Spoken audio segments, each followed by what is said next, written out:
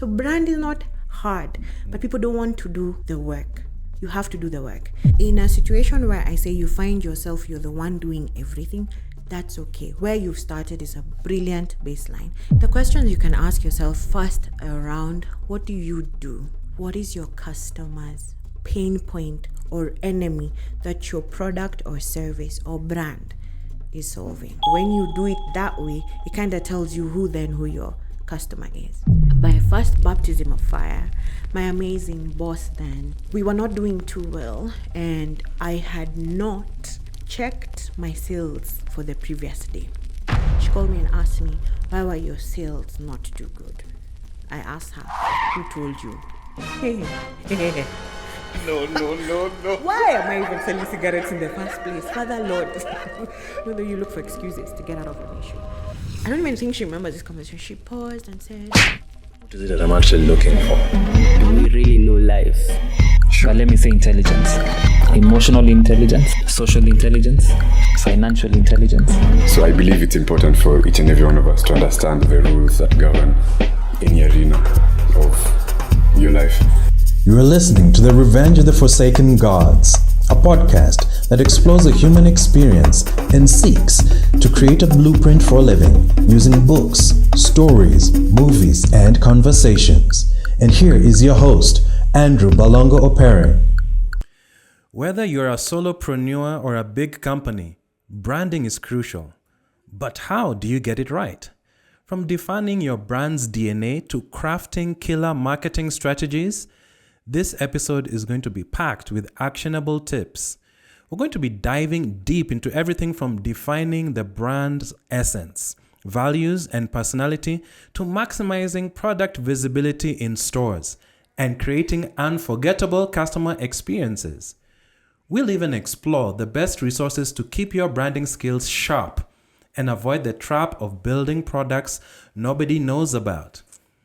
Welcome back to The Revenge of the Forsaken Gods. I am your host, Andrew Balongo Opere, and today we're going to get schooled in the art of branding by a true African powerhouse.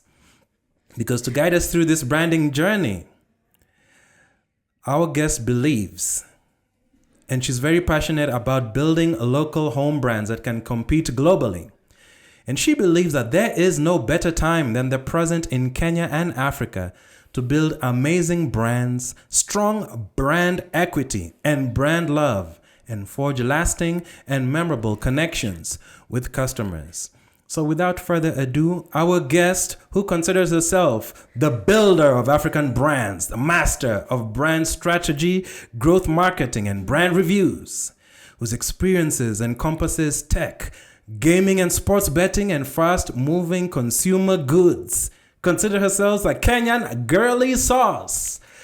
Introducing on the street, Klaire, but you really had to call me Klaire today. The regular name is Klaire, brand titan Muriithi. Well done. Thank you very much. Disclaimer, only little drivers are allowed to call me Klaire because they cannot spell and read Klaire. So, I give up. They say, your name is Klaire. Yes, it's okay. Just come and pick me. I apologize to all of those people whose names are butchered by cab drivers that are not able to pronounce. So I guess English is indeed our second language. Karibu sana. Thank you very much, Thank Klaire. you for having me. And I'm honored to have you as a guest. And you know what? Before we start off, that's such a cool name, Brand Titan. Right. How did you get that? So my first real, I don't want to say first real job, second real job, I was trade marketing representative working for British American Tobacco. I was in charge of the South Coast. I did that very well, smashed myself into a promotion and got into the brand team centrally in Nairobi. So I was promoted to be a brand executive.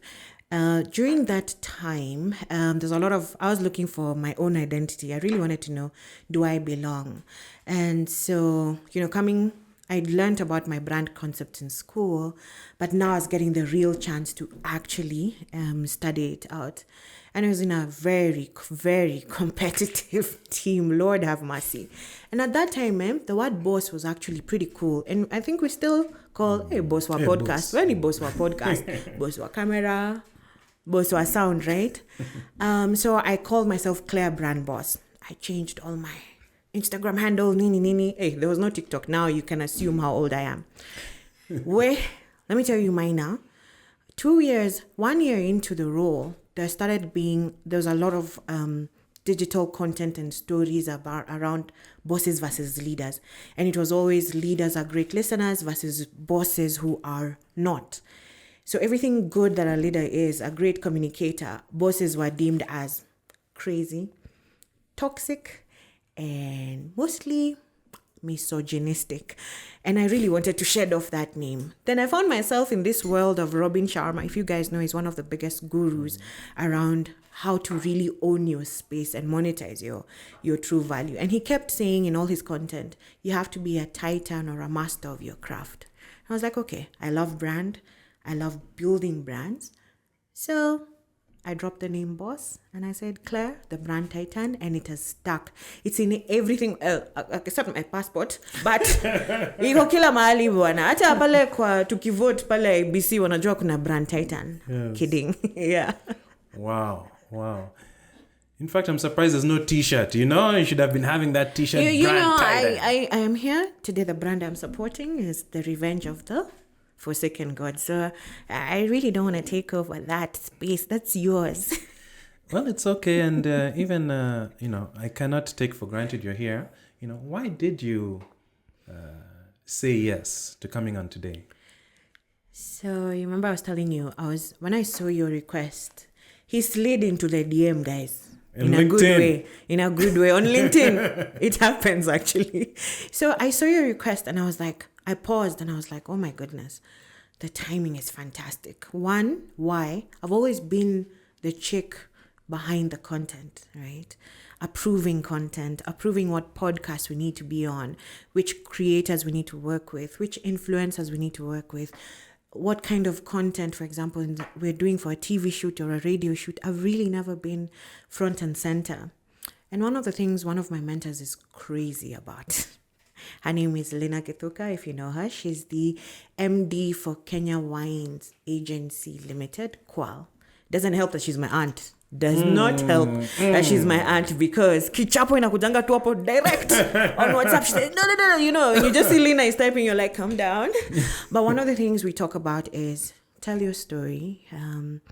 So when you slid into the DM, I was like, Wazi Joe, yeah, let me start with this. And hopefully, if the Lord wills it, we will start our own podcast soon. So thank you so much for your platform. And you're doing really well. Plus the crew behind you. You're all doing such a fantastic job to tell our stories. Thank you. I'm very honored. Telling our African stories. Yes. Thank you. I'm honored. And thank you, Auntie. Angelina. We should probably bring her next. So we'll slice this into a 1 minute and send it to her. Exactly. Hope she says yes. Exactly. So my goal for doing this is I've met a lot of titans in industry, in marketing, in advertising. But I found that there's no content for the Kenyan context. It's easy for me to find international content. Agreed. There's Rory Sutherland from Ogilvy, UK. He's on TikTok. Seth Godin is out there. Yeah, Neil Patel is a master in SEO. So correct. Yeah, I get it. So when I approached, these individuals, I noticed they're willing to share information, but they don't know how. Because we're so busy. Correct. Building the brands in the back end, we don't take time for ourselves. Correct. And my heart is broken because I remember when Ndavi died, one of the Ndavi brothers. One of Kenya's most beautiful, creative minds. That's what I hear. And only I hear about his power, his impact, his creativity on the industry and those lives he impacted through individuals, but there's no content for me to walk through the Kenyan learning, if I can say that. Yeah. You know, what's unique about Kenya? How did you execute? Yeah. What's your philosophy around advertising, marketing? What's your suggestion, recommendations? What are the challenges? Andrew, let me put the spotlight on you. So what do you think drives that? I have an idea, but before I share it, what do you think is the true cause of where this challenge is? I think the problem or the situation is not really an advertising or marketing problem. I think it's a Kenyan cultural problem. We don't have a strong sense of who we are As individuals. Okay. or even as a group of people. Okay. If you compare us versus Ugandans or us versus Nigerians or us versus South Africans, they have a strong sense of self. They know who they are. I read some on LinkedIn, I think, that Kenya is the number one country that adopts Western policies. The fastest. Yes. We adopt and then we go like, Allah. Exactly. So Was it meant for us? So it's like we don't even think... Don't think things through. We don't think things through from our point of view first. What are my needs first? What are my people's needs? What are my people's needs? So we don't know how to think, even we can't think for ourselves. Look at even any social media platform you go to, whether it's LinkedIn for serious information, industry information, or TikTok or Instagram. In fact, let's do this test right now. If you're watching or listening this, Yes. look at 5 of your friends All or right. 5 of your connections. Okay. I want you to look at 10 pieces of content that they've posted. It doesn't matter whether they've generated it themselves, or it doesn't matter if They've downloaded it from TikTok. Yeah, they forwarded a quote Okay. or what have you. I'm making the assumption 9 out of 10 pieces of content is foreign. That's true. So already, if the information we are eating is not ours, it's hard then to know what is my voice. What do I bring to the cultural global table? And meeting people on the ground, I was surprised with the caliber of talent, philosophy, execution, game-changing work that is happening. And I just want to reflect that, because in as much I've been inspired by white people, and I thank them and I'm grateful, and Chinese, Arab, I would like now to be inspired by my fellow Kenyans of all 46 persuasions. Okay. I had the additional 6th one there for the foreigners who are here and work here and impact the ground. So that is my inspiration for this. Okay. So what's your answer? That's my answer. My answer, I think it comes from, at least I went through the 844 system, and I thank God for it. It contributed largely to who I am. If you look carefully at the 844 system and how it's administered, at that time, everything was about sciences and arts, and not arts, tech. And in all fairness, I don't even think we were ready for tech. If it wasn't for icons like Bitanga and Demo, I love him, and Muriithi for championing for fiber to be laid in this country, we would not be here. And for those mere mortals that have no idea who Bitanga and Demo is, and Muriithi, like you said in your LinkedIn post, if you could unpack that would be great. No. It's so funny. Okay, so Bitanga and Demo was in part of, he was in Mwai Kibaki's government at some point. Mwai Kibaki, of course, was our third president. Third president. And Bitanga and Demo, from what I know in summary, is he actually championed for fiber and access to the internet for Kenyans, and in homes and in buildings. And so, of course, with that, we're reaping the benefits of, this amazing channel, and access to YouTube comes from those foundations that were laid by that great gentleman. And I'm sure if I think about Kibaki, and maybe if I'd give a lot to be a fly in the wall when Bitanga is telling him all these things, I'm sure he's thinking, this man, what are you saying? But he actually said yes, and it's embedded in the Vision 2030. So I think 844, the way it was built, it didn't have that. It didn't foresee that there'd be internet penetration and technology and all these advancements for us to tell our stories. And then, like you said, we are so westernized. The other day, I was telling my dad, you guys, if you don't document the Kikuyu way of getting married, it's going to go with you. Because we don't know, right? My age, for example, I am not allowed to be in a session where, let's say, if my cousin is getting married, I cannot be in that room because my age doesn't allow for me to get to know. It's a very dicey affair. So now I told my father, you know what, if you all don't document, ninaingia na nyinyi next time. Next time there's a Rora show conversation, I will plant myself there because I am worried that our parents in their 60s, right, and they did such a good job raising us and taking care of us, really left this part of our people behind. Aside from what I know about the 9 daughters of Mumbi, I don't know anything else. And interestingly, I can tell you the only thing I know about our culture is my great-grandfather was part of the Mau Mau. And wasn't it for the stories that he told his last-born son, my mom's uncle, Maina Muriithi, amazing advocate. We would not know about what they went through fighting for their land. So, iko kazi. So I thank you for your platform. You're welcome. So I guess then let's start this show on the Yes. road. Because of your expertise, you have seen the ups and downs of life, ups and downs of business, good campaigns, bad campaigns. But I'm not here to condemn. I'm here to find out what are the lessons learned. And I think this information would be beneficial to first individuals like yourself, practitioners or, marketing advertisers. I think organizations and individuals that have their brands and they want to build, and there's no Kenyan book or there's no Kenyan behaviors addressing that.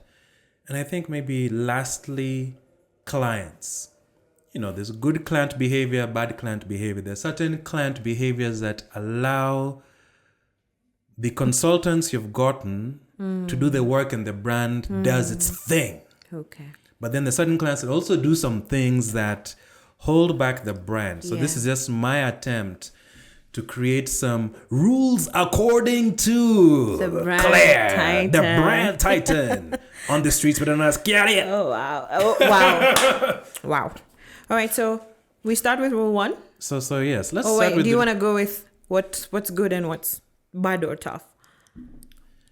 Okay, let's start first with rule number 1. And what was the inspiration behind that rule? It's everything I've learned. So I like to refer to myself as a core brandy. By brandy, I mean I fight for the brand first.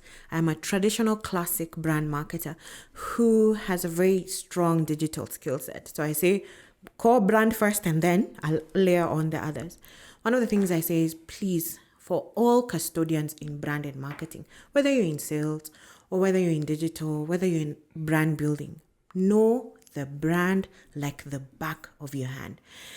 And it sounds simple, but it actually isn't. And that means if you're in FMCG, you are the one who should be first point of contact to know what was my shipment. And for mere mortals like us that don't know FMCG. Wait. Okay.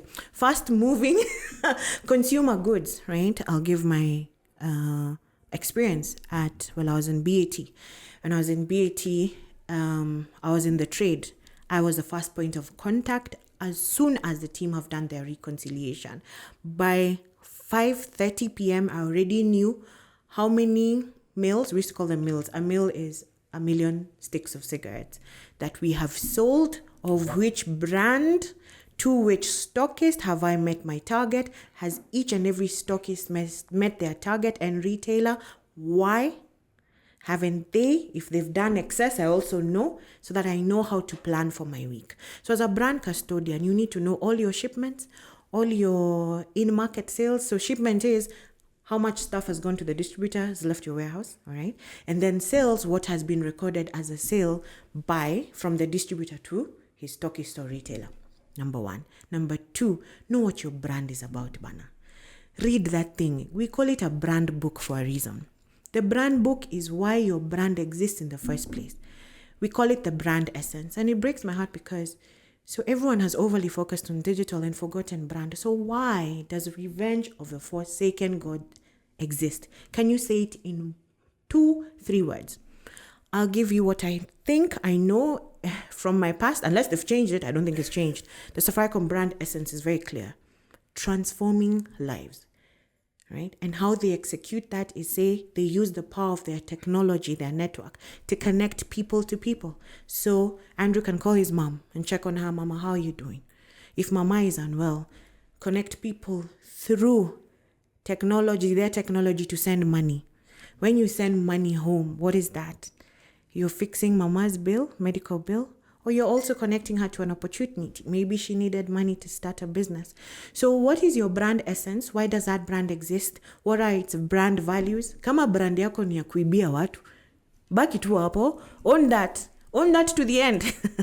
But if your brand value, as an example, is to transform Kenyans' lives, it means everything you do, the influencers you work with, how can you resonate that with that influencer and show, in your content, how do I show that I'm transforming lives through your channel?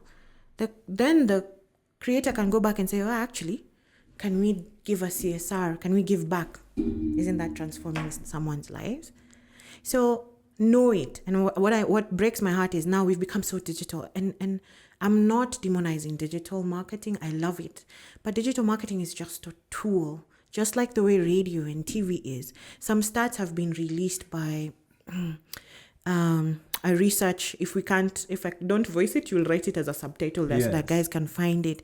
And it's still showing TV and radio is still king in this country. So why are we all running to Meta and giving them their money, our money? Take that money. If everyone is on Radio Citizen, put your ads there. Right? So know what works. Know your brand like the back of your hand. Okay, so you sharing that already shows that then the definition of a brand is not clear. How would you define then a brand? Or rather, what is the classic definition? Okay. And then what is the reality on the streets definition of a brand? Or like, what are the elements that a brand should have? And say for someone who's starting out, because it's easy for you to quote Safaricom here and transforming lives. We don't have the story of maybe the agency or the team that worked behind that to bring that. What were the conversations? What questions should I ask as a client? Because I don't know. I just have this product and service. Because to be honest, if we strip the brand language, Safaricom is selling airtime. That's true. And data bundles. Okay. But you see, the branding has been put in such a way, I'm just like, wow, it's not just that. Yeah, so please, would you just mind just sharing some questions that someone can consider if they're starting out? How can you gain clarity then to communicate about your brand?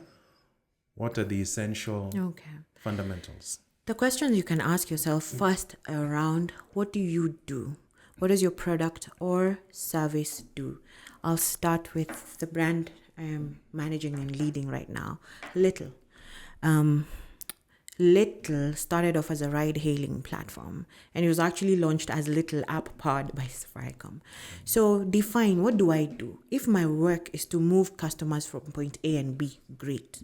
So then now you already know what you're delivering as a product or a service. The second question is, who is my customer? So really just define. We've found that at Little, for some very interesting reason, our brand attracts a lot of the female customer is very clear that she prefers Little. And why? Because she feels safer on Little, because we have a big safety play. Okay, what is your customer? Once you identify who your customer is, and it's just demographic, what's her age? Is she a Gen Z? Is she a millennial like me? Is she working? Is she not working? Is she in school? Has she finished school? And you can actually do it from the people who you already know are consuming your product. So, pardon me for interrupting, but I like that question because, you see, a lot of people ask that question beforehand. You've launched, but you can't know. I can't know who my demographic is. But by the time you're building, you kind of have an idea, no? I'll say, who are you building for? Okay, this is what I'm saying. Some brands, it's obvious. That's true. And for some brands that maybe this is your first time launching it because you're seeing a gap. Yeah. Like, for example, would it be difficult to say, for example, who is Safaricom's demographic? See, everyone uses airtime. That's true. So sometimes I feel that question, even though it is a powerful and necessary question, it does not consider if you haven't launched yet, or if it needs to be launched first, and then how to get data. It's good you've said that. What helps now as a follow-up question, if you don't have that at the beginning, is what is your customer's pain point or enemy that your product or service or brand is solving? Okay, I'll give a very random example. On little, let's stick to little. So as little, I am solving the customer enemy. My customer detests having to go by matatu. They will not be caught dead in a mathri. Let me tell you mine. They would rather stay at home and tell you, I'm not coming. I've become minor now. Let me tell you, Andrew. They will not be caught dead in a mathri. Yeah? They would rather carpool or have their friend pick them up, or if they have a car, use their own car. And then, for them, what you're solving is a little bit of prestige and decency. Because for them, mathri is a reminder of where they came from. Nimechapa route yangu 11, my entire high school and university life, alafu nianza kujav tena. As who? So what is that customer pain point? And you'll find now, when you do it that way, it kind of tells you who your customer is. Energy drinks. The customer pain point at that point is, I'm preparing for a podcast with Oga Andrew, yeah? And I'm feeling a little bit, I think my energy is a bit low because the day started off very rough. You know where I was. And the customer enemy at that point is, I need caffeine that is not hot. So I need something sweet to power me through the day. So I'll pick, at that point, the brand that speaks to me right now is Monster. Take a Monster on the way here. So by the time I'm coming here, I'm so prepped and preppy. So really just doing that. And then when you figured out what those things are, say, what is my brand value? At Little, when we were doing our brand journey and documenting, please note, we did this ourselves. We didn't have the money. We didn't have the money Safaricom had. And trust me, I would know, because I was on the Safaricom side launching Little, right? The only money we had was money Safaricom and a smaller team working group that had set aside to support Little, because we believed in them, still believe in them, I hope. So we sat down and said, okay, what does this, remember I said about the customer enemies, they'll not be caught dead in a mathri, including Jamas, don't be lied to. Hey. He likes his Subaru, but he knows he has to go drink somewhere, so he'll leave his car home and take a Little.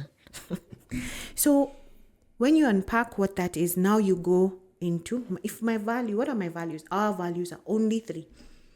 I want to be the safest. How do I express safety?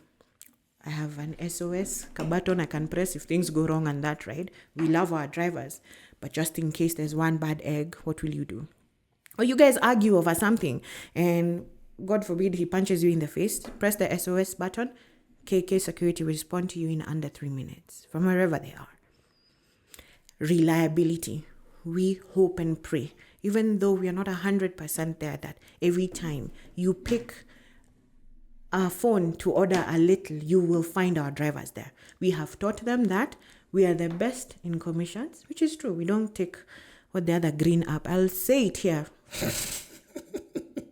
Bolt and Uber have been known to take around 25 to 7% commission. Had the government not intervened, that number would have possibly been on the up and up.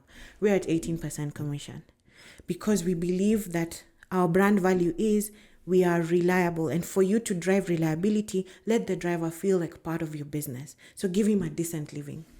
Chukua commission kidogo. So how do you play out those things? So if you're just like an SME, I know you'll ask me, this corporate speak is a lot. SME, you have an Instagram shop that you're running from home. And maybe your work is to sell dupe perfumes. You know those dupe perfumes that have ingiad the soko? Somebody can't afford a Givenchy, yeah, or a Gucci, but there's a Gucci kadogo, kako kwa soko, unaweza pata na 500 bob. There, the customer pain point is very obvious. They cannot afford the perfumes and colognes they aspire to, all right? Because your price is brilliant. You're helping them, give them access to something close as an entryway into the perfume world, isn't it? And you, of course, want them to smell good, right? And wakikatia dem anaishia, naitwaje, naenda date see my roll-on tu hapo bana. You smell good. So really just if you do that, then you can express and say, okay, what are my values? My values are, I will always be affordable. That means you stick to it. So supplier wako, akipanda bei, that takes you away from your 500, you're already very clear and say, hey, hold on a minute. If I increase my prices, I will lose my people. You keep shopping. If it means you getting on a plane to look for that guy who will give you a 500 at a good quantity. So that's, so brand is not hard, but people don't want to do the work. You have to do the work. And then when you do that, now you go and say, metrics. If your brand exists, what do you need to do? What do you need to track like the back of your hand? How does it look? So I'm glad you asked that question. And even just before we address that, let's just step back a little bit where you said about the brand values, especially the one you've said of the Instagram shop. I notice, okay, people know the brand values because it's in the tags, right? Mm-hmm. Transforming lives. Mostly that's affordable. But I notice in the Instagram shops or in the Instagram messages in the group, people don't say, I'm affordable, they don't say Klaire's perfumes, affordable. People just say, buy from me, here's the perfume. So it's like, okay, where do you put these brand values so that people will know? Because I'm starting to look at these messages in this business chat and it's looking like... I know, it kind of feels like wallpaper when you scroll down. I think then I can't fault the business owner because chances are he's the HR guy, he's the ordering guy, he's the accountant guy. Now we're filing tax returns, he's doing the order. So he may not know. But in a situation where I say you find yourself, you're the one doing everything, that's okay. Where you've started is a brilliant baseline. In fact, mad respect to you because you've done something I would never do, which is start my own business on my own. Me, happy to do corporate, please. So there, look at, I always say, go to somebody who's almost doing what you're doing and they're doing very well. It could be Linton Cosmetics, right? Linton is a beautiful beauty brand that started off as a pharmacy, by the way. And now it's a beautiful beauty brand that has close to all the listings of Lancome. She has all the rights to sell legit. Wachana na vitu ndogo tunapitisha kutoka China. So look at them and say, when these guys are talking about their product, how they do their posts, how do they do their videos, mirror exactly that if that's the journey. Lakini kama soko yako ni soko ya Grogon, do what is done in Grogon. In Grogon, if your ad is supposed to show that it lives in Grogon, why are you shooting that thing in Karen? And for the non-Kenyans who have no idea what Grogon is or where it is, yes, can you paint the picture? Grogon, am I even saying it correctly? Yes. I won't say it again. I'm from Nyeri County, Tapotea. So, Grogon is a very vibrant part of Nairobi town, downtown, where Kenyans take their cars for them to be fixed. So it's a very informal settlement that even the government doesn't touch because they're very clear they will get burned. Here, the mechanics, the suppliers, all your spare parts are there.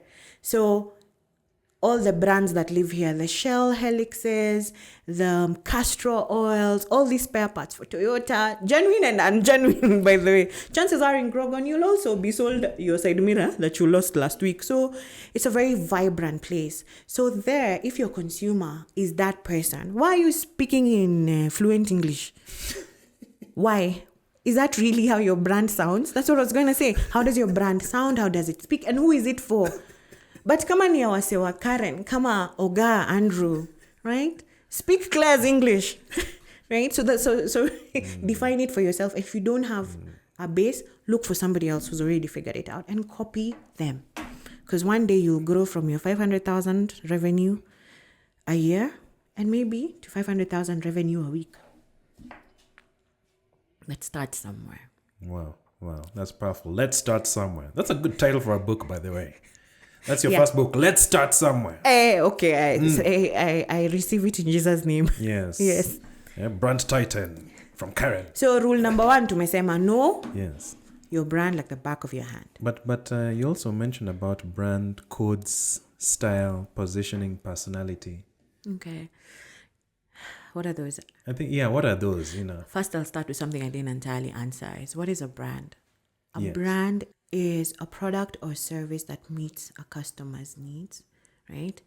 And it's very intangible. It's really about what does the consumer think about in their minds. In fact, I say a brand is chances are your brand is what people say about you when you're not in the room. So I could be saying here that I'm Klaire the brand titan. Anajifanya udem, anajifanya najua sana.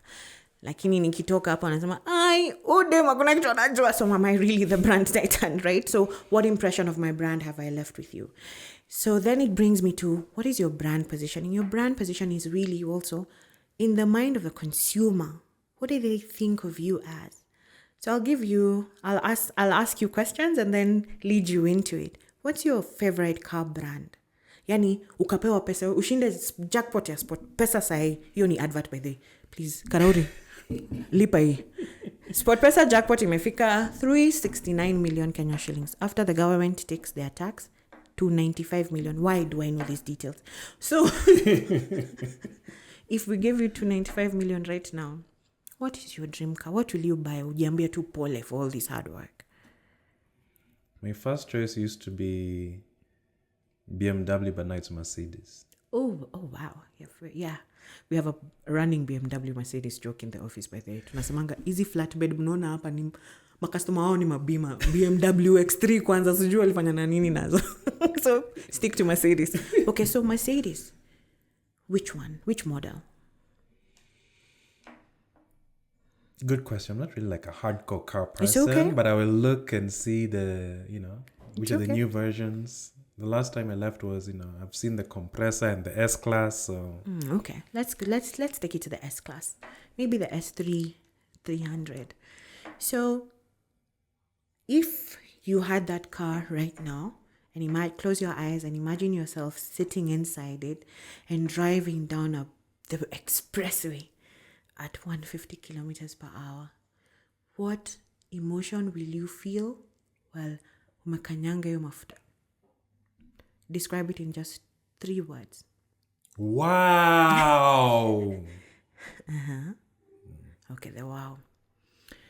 So, Mercedes, it's interesting, has built its brand positioning around the best or nothing. They say we will give our customers through the Mercedes brand the best engineering, the best torque, right? The best luxury sitting inside that cabin. So how do they live it through? If you even look at their photography, it is not Toyota photography. It is not Probox photography. It's to make sure this thing looks that premium because of those dreams. So that when Andrew gets his 300 mic, anajiambia pole na hiyo Mercedes. That's all brand positioning is. Wow. I love the silence. It It is means it has sinking in. landed. High five. Yes, it has landed. Good. Because you see all these images and you take for granted now your behavior afterwards. Why it is that you desire it so much. So perhaps this could be a good template for Kenyans as you're telling your individual stories of who you are and your impact and even our Kenyan company, The way you came up with this rule is as a result of an experience. And just before we get into the experience, let's take a break. And we'll be right back after the break. Awesome. Hi, I am Klaire Muriithi, otherwise known as the Brand Titan, and you're listening to Revenge of the Forsaken Gods podcast. See you soon. Welcome back to the Revenge of the Forsaken Gods. I'm your host, Andrew Balongo Opera, and I'm here with the Brand Titan, Klaire Muriithi. Welcome, Klaire Muriithi. Thank you. And before the break, we're just talking a little bit about her first rule of branding, which is know your brand like the back of your hand. And she gave us a lot of definitions, but now I'd like to find out what was the inspiration behind this rule. Let me tell you mine now. Let me tell you, Andrew. I like them. Is it mine or Andrew? Hey. I see who you've been listening to in the morning. I know, right? I actually listen to a lot of him. when I was in the trade in BAT, and I was quite new. The first 3 months are usually for a lot of learning, knowing your customers. And it was my first time out of home and living alone. I was like a deer in the headlights, Me, born thicker bana. Najua tu pineapples. Kidogo kidogo umenieka pap. Land of beautiful ocean, beach, breeze, heat. It took me a while to settle. And where was this essay? Diani. Diani, my friend, Hey. So, Diani and I would report to Ukunda. That's where the distributor was. Ocean distributors, they're still there. So, I remember my first baptism of fire. My amazing boss then, she's still amazing. Leader, amazing leader, line manager. Her name is Jean Okech. She's currently the head of beer at Diageo. Actually, head of spirits at Diageo, EABL. Correct, yes. We were not doing too well, and I had not checked my sales for the previous day. So Jean had a way of working, right? The costo is very hot, yeah? So in the morning, she wants to finish all her stuff, yeah, so that she can go to the trade and really do a lot of back check to find what are the opportunities. She called me one morning. Again, and I blame it on the humidity, and I was really struggling to settle. She called me and asked me, why were your sales not too good? I asked her, who told you? She paused. I don't even think she remembers this conversation. She paused and said, could you check and let me know? I realized, I'm in trouble. So I'm now scrambling, checking my emails, and I was like, oh my God. So I lost close to 400 mils of cigarettes, and it was one stockist who didn't buy. It was a random Wednesday, and the route the team used to take was Ukunda town and then segue into Shimoni. You know where Shimoni is? Mm-hmm. And one of the stockists there, I don't remember their name, didn't buy. And so when they didn't buy, it means I would not have met my target. And it was a Wednesday. So she's calling to check. She knows, actually. She knew the answer, but she just wants to know if I know. So I called her back 30 minutes later. She says, that took you long enough. I was like, now, sasa, easy nishida gani. Why am I even selling cigarettes in the first place? Father Lord. That you look for excuses to get out of an issue. That day, Jean didn't even have to tell me, but I knew I was in trouble. And from that day, in fact, the distributor used to ask me, Aina, where? Where's Ngoja to? I never used to leave the distributor's office. I'd be there waiting, saying, Mamaliza kwesabu, because we have to recon how much stock left, how much came back, and then also ensure that it tallies with the coins and notes that we've brought behind. From that day, sales, numbers, I don't play. I possibly even know them. Just after they finish counting, I don't play. Little. I know what we sold. What Ati sold, Jamani FMCG.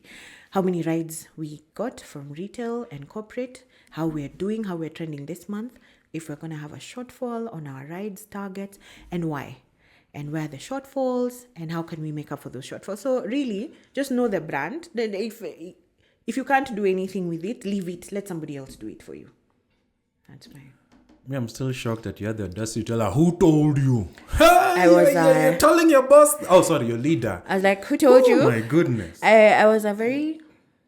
I did not know much. I was very ambitious and a bit strong-headed, but now I've learned how to be very accommodative of everyone, even when you're receiving strong feedback.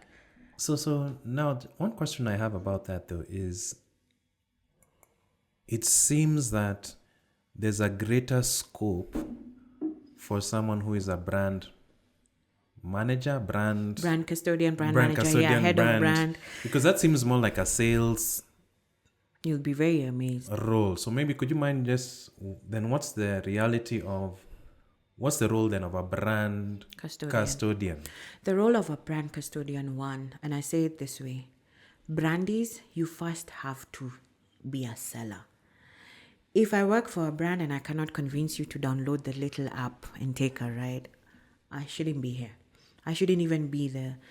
You have to be a salesman first. It's very unfortunate, right? Because if you can't sell it, how are you going to convince the agencies that work with you or the consultants that work with you to sell? What are you selling? Utaweza kweli, right? You can't be, for example, the Skiza brand manager and you don't have a single Skiza tune on your phone. No. So brand custodians are really, for one, they are the salesmen for their brand. Number two, they are possibly the product owners. And by product, I mean, if it's FMCG. In FMCG, if you're the brand manager for Weetabix, as an example, you're in charge of the content inside. You know, what are they called, those Weetabix things? Those ones that we put in our milk. You're in charge of the packaging that wraps it. You're also in charge of the box and the box design and all that. So, supply chain delivers for you. That's my theory. And if, like now in Little, I don't own the tech, correct? But I know where the tech's strongest points are and where the challenges are. Because if I try and do something on the app and it's buggy, I know who to go to say, wait, Nyaje, please sort us out on this. So you're really the product owner. And so if you're the product owner, you're also the one who convinces everyone to buy into your vision. You're the one planning the strategy. So Revenge of the Forsaken Gods, just like you're planning, what's my next content? Who's my next guest? What are my engagement stories? How do I live and breathe on social media? So in short, you're the chef. You're the server in this 5-star restaurant. You're the waiter. You're also the guy making the drinks and the guy who tells people where to sit and then ask them, how was your meal? And wait for feedback. Wow. What I'm getting from this is you have to know how the product goes, how the product or service is end to end executed, where it is delivered to the customer. Yes. And then also how the customer experiences it, how to know. So those are the three things that I'm getting. And thank you for sharing this because it's not obvious. It's not obvious.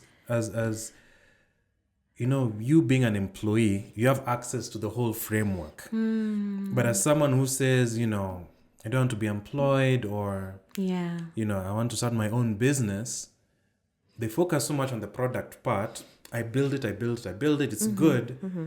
But now then the part of selling or the part of getting the customer feedback and experience is not there. It seems like you have to have different hats when you're addressing each part of the process. And it brings me then to, there's such a challenge in this country, and I pray one day, hopefully in my daughter's time it'll be gone. These people who combine roles and say sales and marketing, what are you doing? It is wrong.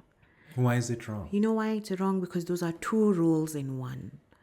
Marketing is supposed to drive demand for your brand, product, service. Okay? They create the campaigns. They do all the work of the paid media ads, organic content, all engaging influencers, saying what's on radio, what's not, talking about how your brand lives in the trade, activations and all that stuff. That quantum of work is already so large and big. Then you're asking them to manage a sales team. At some point, one of those masters will not be served. So I find that we're shooting ourselves in the foot because we don't want to pay for talent. We have the budgets and we don't want to pay for talent. I get where, for example, it's, budgets are thin, and that's fair. Your startup, you're starting. But if you do grow, release. Let there be a head of sales and let there be a head of marketing. Hiyo ni tabia mbaya kwa hii soko, and it's really bad, and it's not just a Kenya problem, it's a large Africa problem. Okay, so but even as you say that yes, we have to acknowledge there's some wisdom in terms of cut your dress according to how much cloth you have. I'm paraphrasing it. So because to be realistic, if we cannot pay for both, try and do it into one, or rather than, what recommendations do you have for someone who is trained on a budget but needs to have realistic, I would say, tangible... I would say, if you must, and this is worst case scenario, combine those roles into one. Be very alive to the fact that, remember what I said, one of them is going to bleed out, one of them won't, right? would you be open to giving them a support system that's not entirely the rate of a head of sales or a sales manager? Give them a very strong sales team, right, that they can lead and manage, so that, when they're turning in the marketing direction, sales are not. The sales pipeline is almost running on its own with very minimal intervention. I would happily do that. Or let them focus on sales and outsource your marketing, right, to a consultant who you can give and say, look, I can't afford you. I can't afford agencies, but can you give me a rate? Can you do all my content creation? Can you do my media plans and whatever? Let them run that, because that would then be cheaper and less committal to, I don't say the word cheaper way. Well, consultants on top marketers will come for me. Maybe it won't be as committal in the long run, because this can be a 3-month gig, as the sales guy is focusing on bringing you hot leads that convert. Okay, fine. So you are an entrepreneur, solo entrepreneur, small outfit, and they're following your advice. What should they look for in a marketing consultant? What should they be giving them, and what targets, criteria? Okay. For what is it that's being That's a very delivered broad by question, but I like it. Yes. So first of all, look at someone who has breadth. By breadth, I mean experience. Even though they may not necessarily be experienced in your category in industry, the credence and values of marketing management are the same, or brand management. They don't change. So then go deep. What is their depth, right? Do they know what they're talking about? When they are not speaking to something can they teach you and school you in a way that edifies you and doesn't leave you feeling a little less great? You should be able to have a conversation, and they teach you so much about brand and marketing, you almost want to ask this person to come umpatie shares, because their depth is so deep. Hopefully, like me. Anyway, so brand at breadth and depth. And when it comes to KPIs, just agree. They'll tell you. So unfortunately, some people want miracles overnight with small budgets. If you find a good consultant who actually tells you, I'm sorry, I can't do that, that's a good one. If they're telling you that maybe you want to spend a 20,000 marketing budget per month to grow website traffic by 5,000% on 20,000 shillings, they'll tell you almost impossible. Actually, they'll tell you impossible. That's a person you want, because they're able to tell you the truth. Unfortunately, pia soko imeharibika and times are tough. There are some people who take the 20,000 and, fly through. But I genuinely think those good marketers are able to tell you no. That when you give them the KPIs, they can negotiate and say, this, your budget can do based on my experience in this industry, X, right? And also they can guide you on what your customer is doing and what they're consuming. That, I think, is a home run. Because if they can guide you about that, that means your marketing plan from them will be outstanding. I'll give an example. For me, I am very clear with my team. We don't speak on Facebook to our customers. We know that on Facebook, that the majority of people who are actually even just on our page are drivers. And the reason for that is because we were driving care through Facebook, our Facebook DM. So, when a driver is asking, where can I get help? Even though we had a number, guys were like, to my DM on Facebook. So if I put my ad on Facebook, chances are my consumer is actually not even there. They've moved on. Wanasema Facebook ni ya mama yao na baba yao. Interestingly, now my dad is on TikTok. So the goal has shifted. So even when you're putting in budgets and saying Google, there's a new search, and the new search is TikTok. So how do you ensure that, even though TikTok ads are not yet entirely full right now, how do I ensure that I can have influencers who are planted there when they search, right? How to get a cab in Nairobi, somewhere little is falling there. So really just work with them, listen to them, and also please pay them. Sometimes I find good marketers, great marketers, become bad because the people they've trusted with their resources and their mind Andrew unanipatia job hapa, tuna agree ni 100,000. Tumeagree, tumesema unanilipa 50% deposit, right? Unanilipa 50k vizuri. Then we say my balance is when I've delivered report X. My friend, to get that balance, I am now even going to the small court to ask you to give me my 50k because you're not even paying me. You're not picking my call. So yeah, there's a lot of work to do there, especially in the SME space. So I hope we can all be better. Wow, thank you for sharing that. Yeah, just the journey of clients, the journey of the marketers, and what to look out for. And I appreciate your story of being schooled by your leader in a very nice way. Jean, I'm gonna send this to her. She's gonna be so excited. Yes, I got the privilege of interviewing her, not for a podcast, but at an event, and I can tell she's someone who has a lot of wisdom and expertise, and she's an executioner. An amazing aura. And yes, there's something... She makes you feel like you're the only thing that matters when she's engaging you. And that's very rare. Unajua kuna watu wanashangana tu kwa phone. You're talking to them, but their minds are approving something, nini. Yes. So she focuses on you completely. Hi, Jean. That means you send Revenge of the Podcast, Amazing Spirits packages. Sema tu drink yako tu sahi. Itakuja Johnny Walker.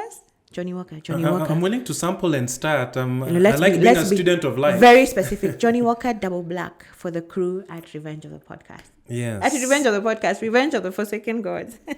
And the team here at Photo Magic Studios where I shoot. Absolutely. Don't worry, it shall be done. Thank you. She's going to kill me. And yes, I'd like to just a different experience outside of Sportsman that know your brand like the back of your hand, whether it was a fail or whether it was a success or a learning experience. I'll start with a failed and then it turned into a success. I was the brand custodian, brand lead marketing manager for Kwetu Student Residences. I love them. For you guys who don't know, Kwetu Student Residences is purpose-built student accommodation.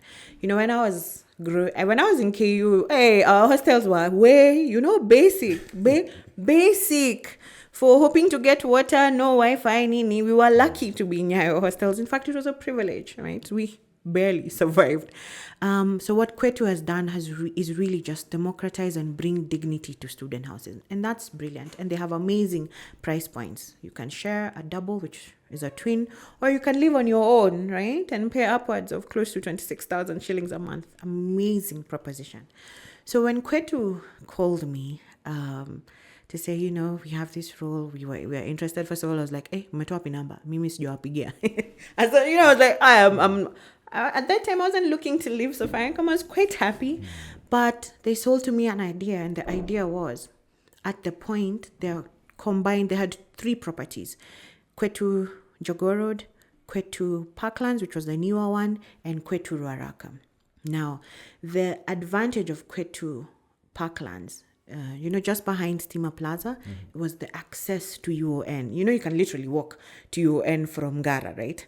But the other 2, Ruaraka, they had to have buses to take people to school. So Jogoo Road, watu wa Jogoo Road wanapelekwa Strathmore as an example, Riara, Daystar on Gong Road.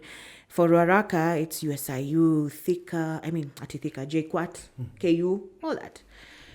Beautiful propositions. But the challenge was they reached what I call a revenue peak. Let me tell you, when you hit that and you've done everything and your numbers are not growing beyond that, that's a red flag. So they've built this beautiful building, and then now their combined occupancy is 66% average. Iko tu hapo, haisongi. And you've promised your investors that you need to get to a certain amount of occupancy for you to continue, working with them. So when they called me and they asked me, would you be interested in the role? I was like, can I first do some research? Because, you have to leave Safaricom for something brilliant. I said, okay. So I did my own research. I walked into those 3 properties as a parent. So first of all, to this day, I've never understood how did they not think I was not a parent to a 18-year-old, bana, hata kama, I know I'm in my late 30s, but what's going on? You can't tell my age. Anyway, but I was received so well. You look so youthful. I am youthful. 40 is around the corner. Yeah. Oh, congratulations. Right, thanks. Hey. What is your secret? What is my secret? The brands I work for keep me on my toes all the time. Thank you, Safaricom. Thank you, betting. Thank you for Thank you, beauty. betting. Thank you, little. So when they called me and they told me, could you just find out if you'd be interested in this role, but go ye, let us know. One of the first things I found is they had completely outpriced themselves. That even though the property was great, free Wi-Fi, there's gym, a sense of community and belonging, there were students who were just like, the perception was that it's a very expensive affair. And that they'd also outpriced themselves if you just look at the comparables. And it was quite unfair because unacheki hizo hostels Angara, zile tulikuwa tunajua bana. They don't have internet, but you're comparing that in that house, I'm not paying more than 10,000. Why is Kwetu asking me for 19 per month? What will I tell my folks?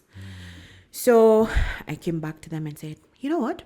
I think I can make this work. They were like, really? I said, let's do it in 2 ways. One way, actually. We will create a campaign. And then, if it performs, I can resign from Safaricom after you've given me your offer. They danced around it for a bit, but finally they yielded and said yes. Now, unfortunately, because I was not the one executing, because 8 to 5 is still Safaricom. Kwetu ni 5:30 p.m. Afterwards. to midnight. Unfortunately, the marketing team that I was to execute through did not want to do a full-scale 360 campaign, even though that was my initial recommendation. So what we ended up doing... What does a 360 360 means unaiona kila mahali. Ukiturn hivi unaona street lights. Ukiturn unaona TV, umeisikia TV, radio, umeisikia everywhere. Remember, this is Gen Z territory now. Mm-hmm. And maybe there was just a certain inertia to say, can we try a different approach? So my recommendation was, we've outpriced ourselves. We need to do something called a price correction. If you ever hear a marketer tell you price correction, chances are the price is not going up. It is going low. It is going low. And it was very hard for the team to fathom because you've put in billions of Kenya shillings to bring these properties up. And now Klaire comes here and says, umeji outprice. And all I asked was a simple... I said, the math looks like a 25% reduction. So we sat with the finance teams overnight. And we had to take a price back. It was approved. And so go ye and communicate. So the teams that were in-house that I was working with, unfortunately, only sent price correction to say to the residents to say, you used to pay 19,000 in this room. You'll now be paying 16. And that was in the hope that they would now tell their friends, because students are very word of mouth driven. Let me tell you. What informed that thinking? That suggests. I think I don't entirely know their thinking process at that time, but it was really about community. But these kids are a community. You'd need to see them. If you go to Kwetu, just try and see if you can go there. Kwetu student residences at around 4 p.m. and just stand outside. Hey, for fear of not looking like a stalker, look like you're doing other things there. They are actually really good. Friendships are formed. They move and think like a pack, They are very solid. They move in tribes, right? Even though they're individuals. So I think that was the understanding that, hey, when I got wind of that information, I said, guys, please don't do that. You know why? The person paying is not the student. It's the parent. And they'll send the money to the student for the student to pay. Are you going to tell your mom that rent is cheaper now? I can ask the Gen Zs in the room. Would you tell your mama or your dad that, hey, dad, rent squeezing is 16,000, 19. My friend, hey, he'll send the 19. You will pocket the 3, right? And buy KFC for all your boys. Go for movies. So now occupancy barely moved. I'm looking at the numbers. I'm like, no. So I went back to the business and I said, can we please do the 360 campaign and messaging? I remember the boss saying, okay, you figure out the messaging. Actually, he wrote the messaging together. In FMCG, when you're changing a pack, but you're not changing the internal thing. Like if Aqua Fresh launch, they say same great taste, new pack, Royco. new, beautiful pack, same great taste. So he said, can we do something around the FMCG territory? And I was like, yeah, because the experience in Kwetu hasn't changed. It's still the hottest, freshest place for you to commune. You have all these amazing, had to reduce at least access to stima due to tumepunguza rent. No, we came up with now more affordable, same great experience.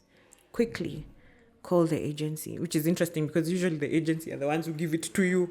And then we're like, oh, we figured out the creative messaging. Atia was the one in charge of Atom Creative, and she's like, wait, what?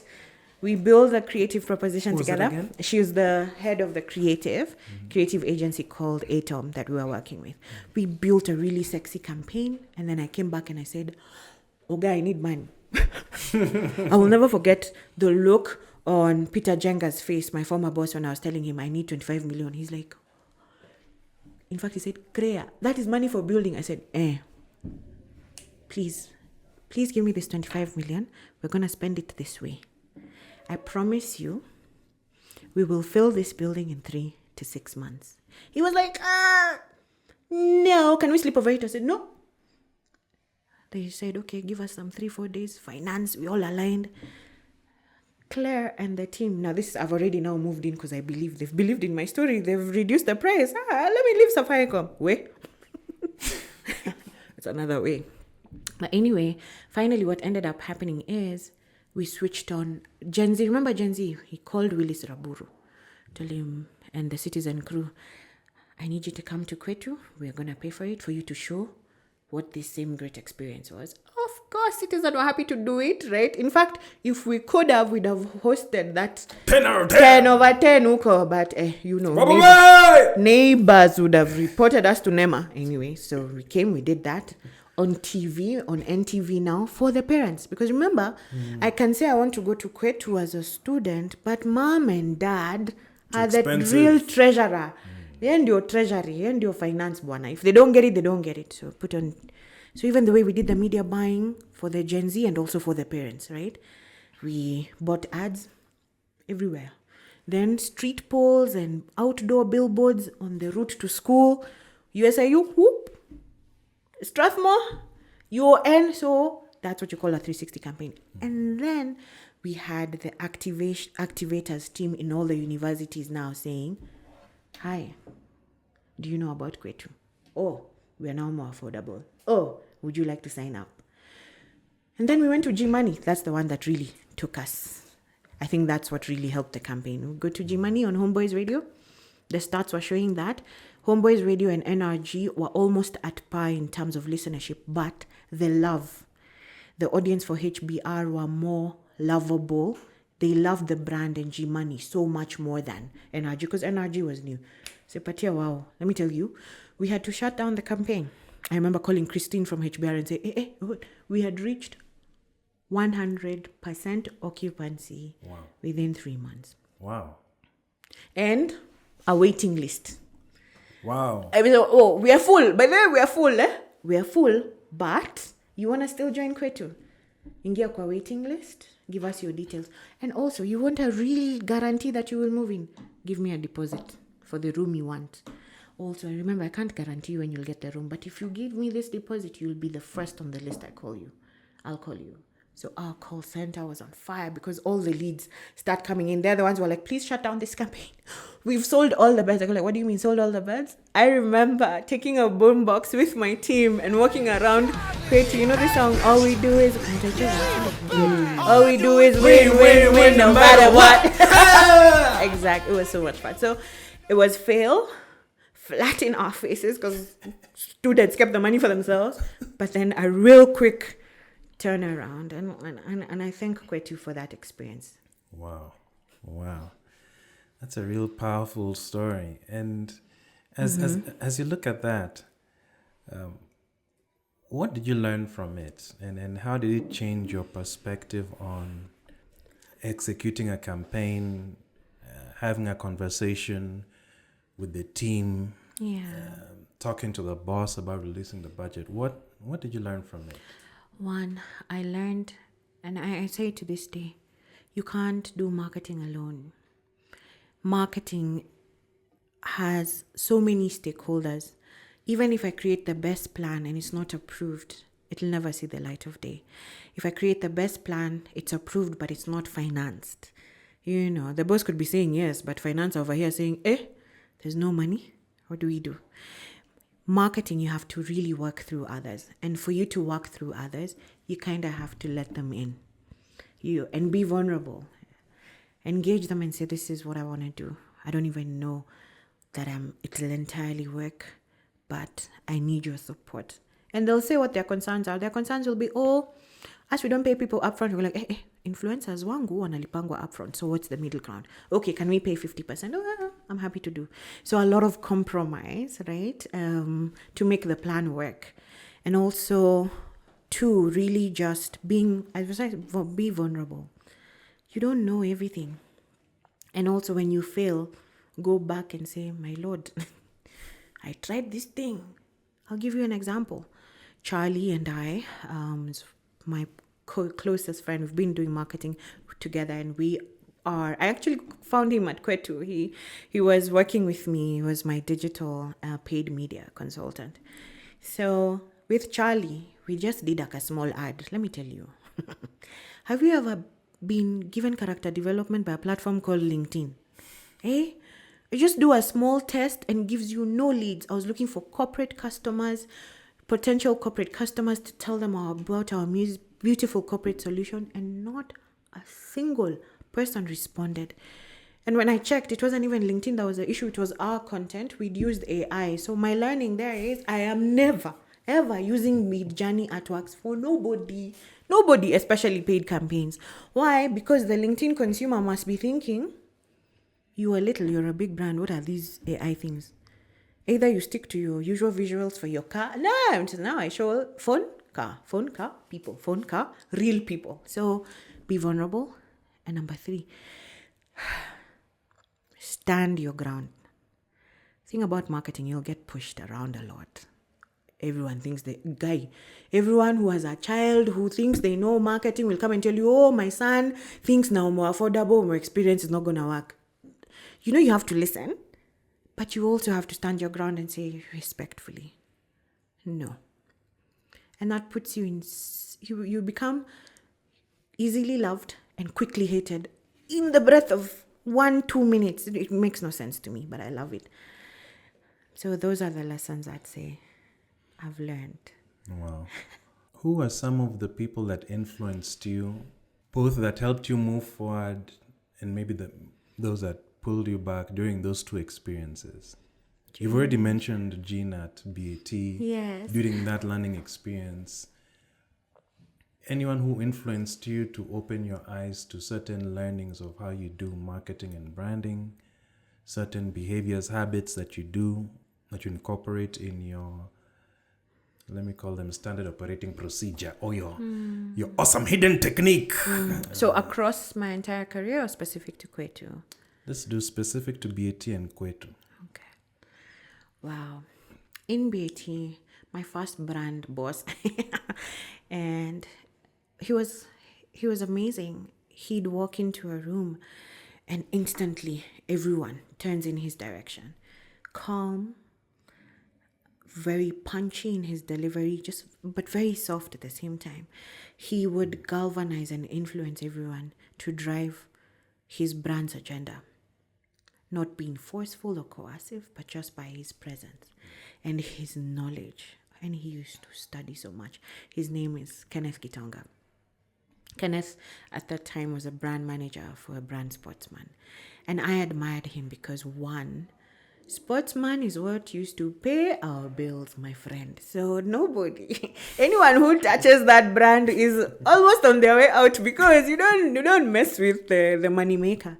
And so I found what I learned from Kenneth is, when I jumped in now, he'd teach me everything brand building. He kept telling me, don't forget, you're not in the trade. Hapa kuna stakeholders. In the trade, your stakeholders are stockists and retailers. You can push around and say, excuse me, hapa umeoda pesa kidogo, leteni huyu bumba 5 za Sportsman amalize hii kitu, right? And here you have to influence guys in product, in supply chain, in design at agency to work with you. So I think he helped soften Klaire I was a ruffian for... I go to the factory and I leave bodies on the floor because I'm like, why is this like this? And he's like, calm down. First appreciate how they work. In fact, have you even done a round in the factory? No. Then why are you commanding people? You can't give orders. The first time I showed up and I was like, I'd like to learn how sportsman is made. I remember the head of manufacturing looking at me like, Ukoshua, like, which Klaire is this? I was like, no, I want to learn. He was quite impressed. Kenneth Kitonga, I think, really softened me. In Kwetu, I've said his name before, Peter Jenga. Believed in a kid from Safaricom who just had a wild dream to fill up beds, right? He asked me one question, Klaire, he's going to kill me for doing his accent. Klaire, how you have sold cigarettes, you have sold Fanta, Coca-Cola, juice, Dasani, and Bados, and Skiza.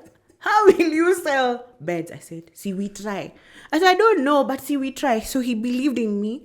And I think he must have thought I was really mental because I had great ideas. He's like, now, which idea is this? And how much would it cost me? So with Peter taught me that believe in your people even when you don't know what they're talking about.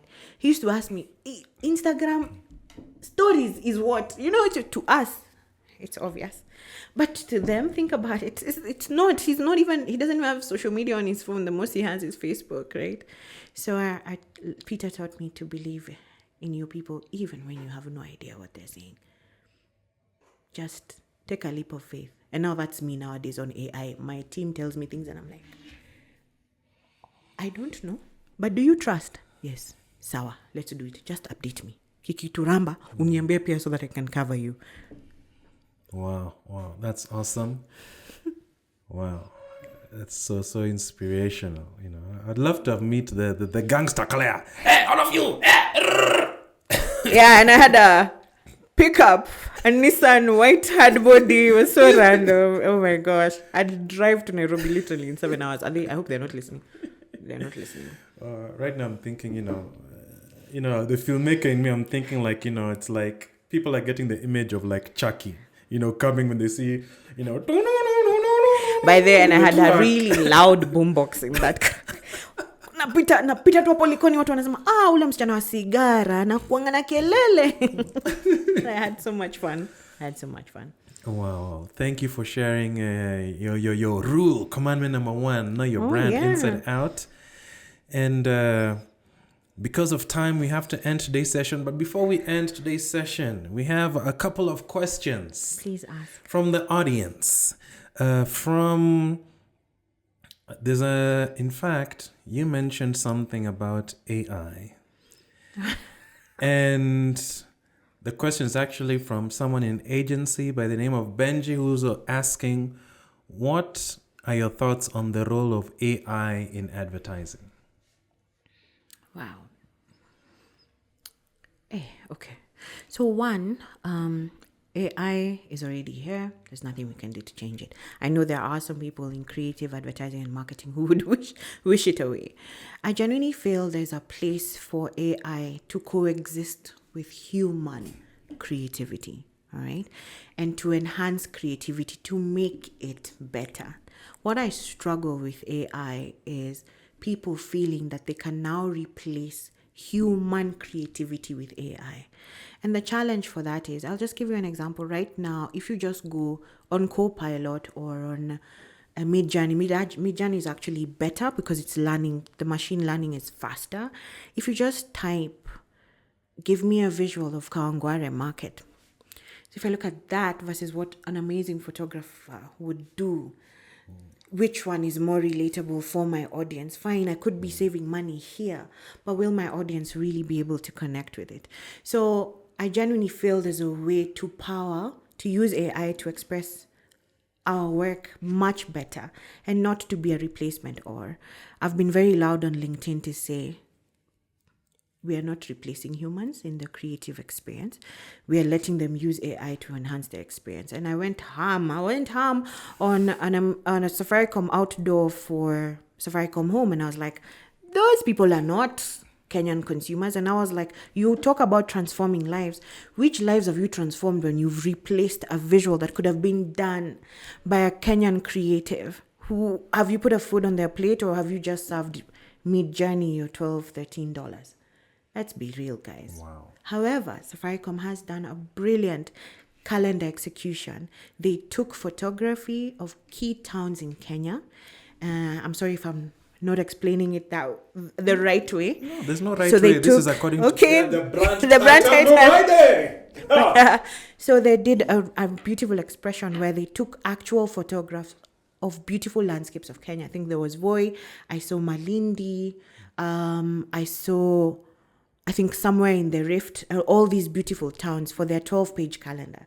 And then they fed it into AI using the agency that was handling that is called Teresa, and showing what's the futuristic version of, for example, Voi, or those specific images. They were filtered through, I don't know what AI tool they used, and it showed a futuristic Kenya if there is good governance and technology.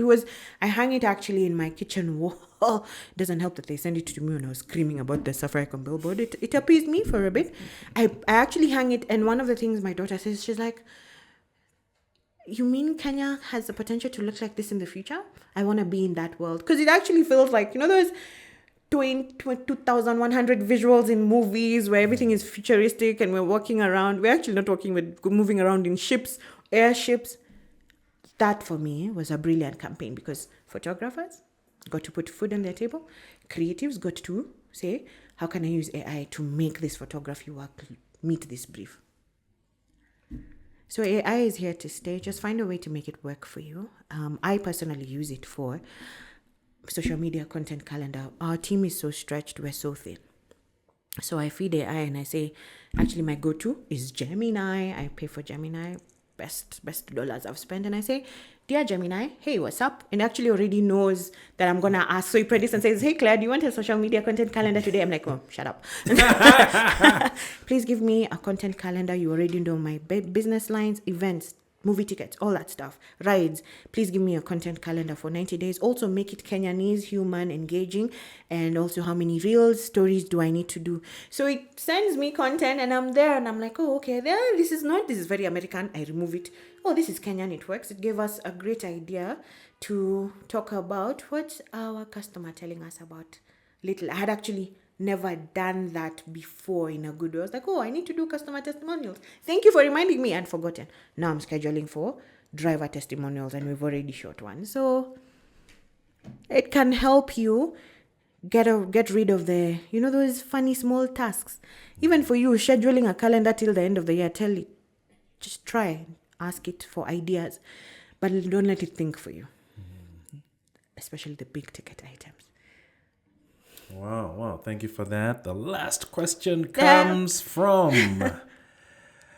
Achega, who is an art director, and he asks, what is your take on the current state of strategy in the country? Current state of strategy. And assuming this is brand Kenya. Yes. Oh my days. Strategy, how to deliver strategy, people's thoughts, the client's responses towards strategy, how the strategists are executing. Okay, so I'll answer as brand Kenya later, but first I'll just start with the marketing world. The brand world, everything a brand custodian does has to start from the brand strategy. And really this is just about, in 3-5 years, are you able to articulate what your brand needs to stand for, what it will do, and how it will do it? What are these activities, both thematic and tactical, that you can do? I'll give you an example.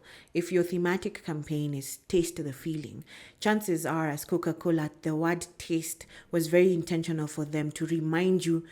You may not even have the drink in your hand, but umeona tu hiyo jina taste the feeling and you see a beautiful billboard. Chances are the next time you're thirsty or you want to have a soda, you'll think of Coca-Cola first because of a visual you saw and its amazing photography.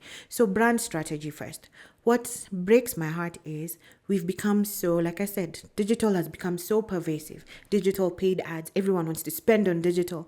So what ends up happening is we dive straight in the execution. We go like, oh, we need to do Google ads. And then I go backwards and say, what do I want the Google ad to say? No. It needs to be, what do I want to say? So what's my taste, the feeling? How will I execute it on Google display or Google video, which is YouTube? So I'm finding the strategy is taking a backseat for tactical activities to come out first. So 1, brand managers. Hey, Bana, let's go back to planning. I know work is a lot. I really know work is a lot. Work is a lot. Even like I have 8 hours in a day and I'm so certain I've not finished all the things I need to do because the work is a lot. The activities, tactical campaigns are a lot. And if you're not careful in marketing, you might end up doing Andrew's job and not yours. Then you go back and say, oh my gosh, the quarter has gone. Hakuna brand campaign imefanya. So spread the load, go back to planning and then execute. Don't execute before you plan. Now, what's the danger of that? Oh, the danger of that is you will miss it by miles. What's going to happen is you won't be able to influence your, what you call brand drivers. So brand drivers, category drivers are what makes you, what drives purchase in your industry. I'll give an example. If it's detergents, if you're in detergents, let's say you work for Ariel. Don't come for me, I'm just using as an example. Let's say you work for Ariel and you want Ariel to regain its market share, assuming it has lost to maybe Sunlight competition. You need to first unpack. If you don't have a strategy, you need to unpack why has Ariel lost market share. So first of all, that means you need research. You need to talk to consumers informally and formally to let you know what kimekuramba wapi, distributors, traders, doing the heavy work so that you can come back and say, wait, these are the problems. So when you do your tactical campaigns first, so you'll find, oh, I'm Ariel, I'm losing out market share. Oh, okay, let's make sure that we think the problem is we're out of stock in big retailers like Nakumat. Have you answered there? Why are you out of stock? Maybe you're out of stock, chances are because the guy who's doing the ordering does not keep you top of mind. He's overwhelmed with the number of detergents. But will you know that if you're going to fix that problem without first fixing this? So let's say you fix your out of stock issues and now you're on the shelf. But maybe because you missed on the category drivers are price. You're now deemed because of the exchange rate. Your price has gone up from 300. I'm speaking the truth here. I used to buy Ariel at around 330. Now it is 438. What's going to make me continue buying in a very tight space money-wise? So now you umejaza stock, but it's not being picked because maybe the customer is like, mwasho moja tu can also be done by, it's called what? This thing everyone is buying. Sunlight. Starts with an M. At a Sunlight, starts with an M. I've forgotten the name, but we'll put it there. Yes. Let me tell you that brand, I think it's by Bidco. It is moving very fast because the price.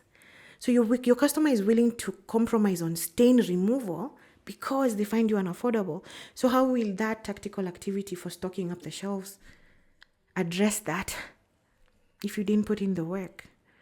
So you might get some revenue, but at the end of the line, you'll still lose your market share and your volume share. You've increased your facing share. So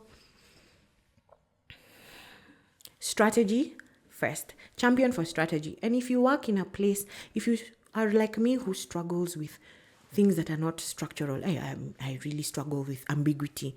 Create that structure for them. Maybe they don't know, right? And sell it. If you're a consultant, sell the vision and sell why you need strategy first and show the benefits of it. The challenge I find is we champion for strategy, but we're not able to articulate to our clients why it's important. Give an example, right? Give great ads that have done that before that came from strategy. Pick ads that people know. iPhone. Everyone talks about iPhone, Apple. But the work that goes into developing those products and beautiful brand campaigns starts from strategy. So, yes, I agree. His name is Achega. Thank you. But champion for strategy, even creative strategy. Don't listen to clients who just tell you, we just want a poster. What do you mean? But when you look at their revenue, they are 100 million to 500 million net revenue. But they want a poster to do what? I said, actually, I can give you the poster, but the opportunity is here. I hope that answers. Wow, that's a very solid answer. Klaire Brand Titan 101. That's right. In fact, my goal after having conversations with you is there's so much knowledge and opportunity to unpack. I want to organize a strategy. Let me not say a strategy session, but strategy learning session, how to do it. Okay. So if you are interested in this, if you are maybe a marketer that's starting out, if you're a marketer that's already experienced, if you're an agency that handles strategy sessions, if you're interested in this, let us know in the comments. So that because we are planning to do this with limited people, because having to give one-on-one direct feedback based on real life scenarios, situations. The smaller, the better. So the smaller she is able to give you direct, actionable feedback. Yeah. So And even work with them throughout and hold their hand, to just get it out the, so that they're not feeling alone. Because I have felt alone for a really long time. And that's why I want to do this. If I can leave a little of me behind and make somebody's life, work life, brand life better, please, let's. Wow, I love those finishing words. If I can make somebody's work life, brand life much better. I can't have said it much better than that. Wow, we have been speaking with Klaire, the brand titan, Muriithi, and we've covered just one of her first rules. Imagine that was just one. We had 7 to cover, but my favorite number. But yes, this is going to be the end of part 1. We're going to be continuing the rest. I would love to hear your comments about this. If you enjoyed this episode, please give a shout out to Klaire. What is your handle? Where people can say, good job, good. Oh my God, this is what stood out for me. I much prefer LinkedIn. LinkedIn. I'm always active. Just if you search Klaire Muriithi, the brand titan, my profile will come up as the first one. Clearly, it's the only one. You can slide in my DM. My DMs are open if you have any questions. But also, let's not forget what brought us here. Please give us a like on this video, and please subscribe Revenge of the Forsaken Gods, so that you get to listen to all the other parts that will come. That's right. And you can also follow me at Revenge F Gods on all platforms, YouTube, Spotify. Yeah. If you prefer to listen Spotify, if you prefer to watch YouTube, but we're still also putting all those nice short clips on Facebook, Instagram, TikTok. Hey, you're on TikTok? Yes, I'm giving you a follow. I need followers, man. I'm doing so badly there. So yes, this is the Revenge of the Forsaken Gods, talking about branding, the commandments of branding according to the great brand titan. So let's segue. Let's just call them brand rules. I don't want Jesus and his people coming for me, man. I'm on his team. Don't worry. I'm considering every person that comes on this platform, their expertise and their knowledge. That is I see. Yes, you can say gods, but the words they share, those are like their gods they're sending out. So if you use those, then you're powered by, Powered by those. By the words, yes, that has come from the main ones. So, and if you don't follow them, that's when you experience the revenge of the Forsaken Gods. Yes, which is no revenue, declining brand share, declining market share, everything that comes with it. Yeah, so please don't cry premium tears. You are not here to suffer. We are in 2024 with all of these tools and all of these wonderful people ready to share their knowledge and mentor. So you can find us at Revenge of the Forsaken Gods.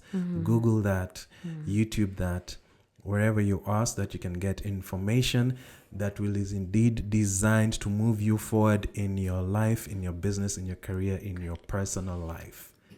Thank you very much for gracing us with your presence, Klaire. Thank you so much. I've had such a good time. Thank you. I have so. Stay tuned for part 2 very soon. That is the Revenge of the Forsaken Gods podcast.